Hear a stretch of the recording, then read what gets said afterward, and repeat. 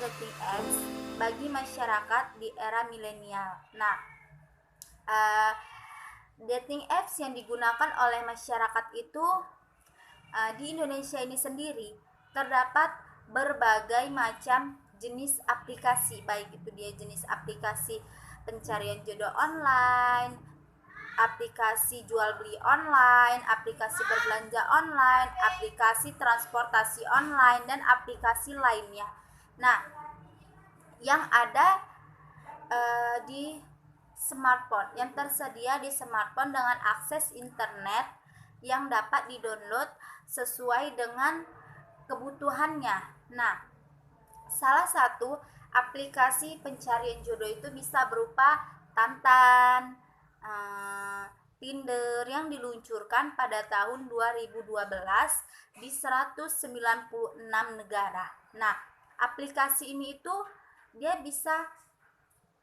itu hadir dengan akses mobil phone yang memudahkan si pengguna ini itu untuk berkenalan melalui dunia maya dari berbagai usia. Terus di sini tuh keunikannya, ini tuh aplikasi ini tuh unik. Keunikannya itu dia sebuah hubungan ini tuh muncul hanya ketika si pengguna ini sama-sama menunjukkan rasa ketertarikan antara satu sama yang lainnya. Nah, dimana ini ketika setelah mereka itu memencet yang namanya tombol like. Jadi di sini mereka ketika memencet tombol like tuh ting gitu kan. Jadi di sini mereka tuh kan menunjukkan rasa ketertarikan mereka antara satu sama yang lainnya itu tanpa adanya keterpaksaan ataupun notifikasi dari si pengguna aplikasi tersebut. Selanjutnya itu ada masyarakat di era milenial. Nah, masyarakat di era milenial menurut Kastel ini menyatakan bahwa di era revolusi informasi selain ditandai dengan pengembangan teknologi informasi yang luar biasa, di sini tuh masyarakat yang tadinya semulanya ini berinteraksi dalam ruangan nyata, bertatap muka kan, dengan yang adanya internet, maka masyarakat ini tuh dia mereka itu bisa berinteraksi dengan siapapun tanpa tanpa harus dibatasi yang namanya nilai dan norma, sehingga masyarakat ini tuh dia dapat mengembangkan hubungan dalam jaringan komputer atau smartphone-nya.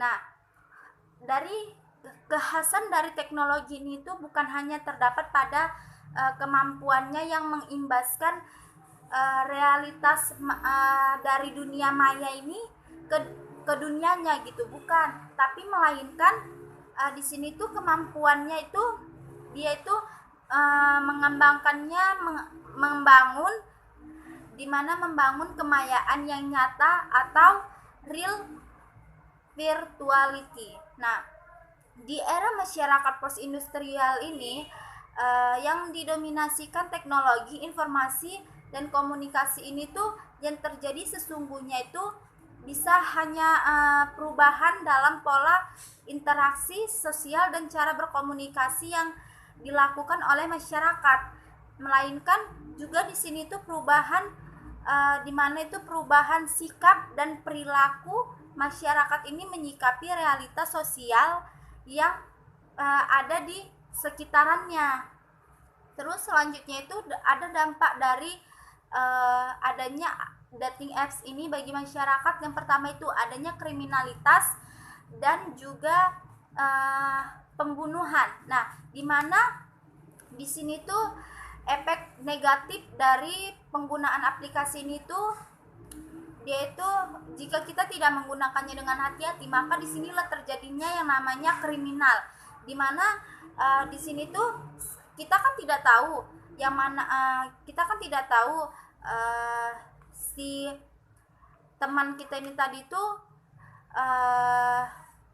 bisa orang ini tuh bisa memiliki, kita kan tidak tahu orang tersebut ini memiliki niat yang jahat, buruk atau tidak kepada kita kan. Contohnya nih seperti seorang pria yang mencuri kendaraan teman kencannya yang ia kenal dari sebuah aplikasi cari jodoh ini. Nah, jadi di sini tuh kita nih misalnya menggunakan aplikasi ini, kita jangan mau menerima permintaan teman kencan kita ini tadi gitu kan.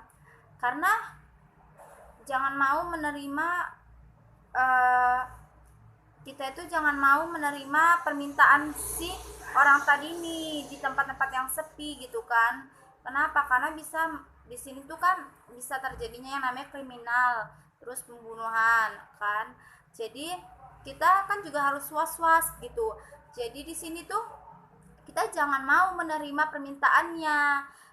Misalnya dia minta di lokasi ini, nah kita tahu lokasi ini tuh sepi, kita jangan mau datang ke situ gitu kan. Karena bagaimanapun juga kita kan tidak bisa mempercayai orang-orang yang belum kita kenal gitu kan, yang belum kita kenal sama sekali. Jadi kita harus berhati-hati dalam menggunakan aplikasi ini.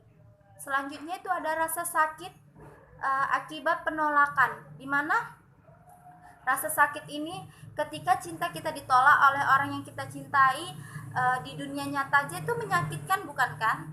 Nah, sama halnya dengan di dunia nyata kita juga bisa merasakan sakit hati yang sama itu di dunia maya, dan efek sampingnya ini tuh kita itu bisa trauma. Orang ini tadi itu bisa trauma dari akibat rasa sakit akibat penolakan si orang tadi yang disukainya gitu.